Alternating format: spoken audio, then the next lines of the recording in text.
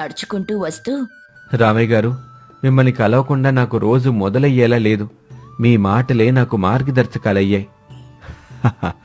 నీ మాటలు వింటుంటే గర్వం లేకపోయినా గర్వంగా ఉంది.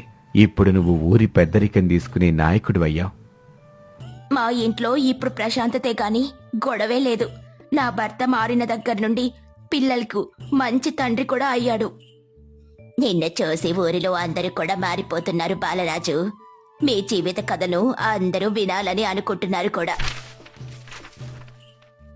బాలరాజు గ్రామంలో హైస్కూల్ నిర్మించిన సందర్భం సభ ఏర్పాటు చేశారు. నేనీరోజు ఎదిగిన వాణ్ణైతే దానికి కారణం డబ్బు కాదు. రామయ్య గారు నాకు చెప్పిన వినయం, మానవతా మార్గం చూపించారు. దీనికంతటికీ కారణం రామయ్య గారే. ఆ సభకు పొరుగు గ్రామాల నుండి అతిథులు, ఇతర రైతులు కూడా హాజరయ్యారు. వాళ్లకు బాలరాజు ఆదర్శంగా కనిపించాడు. బాలరాజు, మా ఊరికి నీలాంటి కొడుకు పుట్టినందుకు మా దీవెనలు నీతో ఉంటాయి బాబూ. కొన్ని రోజులు గడిచాయి. ఇప్పుడే కొత్త సమస్య వచ్చింది. గ్రామంలో కరువు రావడం వల్ల పంటలు పండకపోవడం, ప్రజలు భయపడుతున్నారు. బాలరాజు గారు, మేము పంటలు వేసాం గాని వర్షం లేదు. ఈసారి బతికేదట్టా? నేను ఒంటరిగా ధనం కూడగట్టుకున్నాను గాని ఇప్పుడు నా ధనం ఊరంతా సేవ కోసమే. నేను సంపాదించిన ధనంలో సగం ఊరి కోసం ఇస్తాను. పేద ప్రజల కోసమే పెట్టాలనుకుంటున్నాను. బాలరాజు తన పొలం పక్కనే చెరువు తవ్వించి అందరికీ ఉచితంగా నీరు పంపిణీ చేయడం ప్రారంభించాడు. రైతులు మళ్లీ ఆశతో తమ తమ పొలాలలోకి పనికి దిగుతారు. ఇదే నిజమైన నాయకత్వం. తన కోసమే కాదు, సమాజం కోసం జీవించటం. నువ్వు నన్ను మించినవాడివయ్యో బాలరాజు.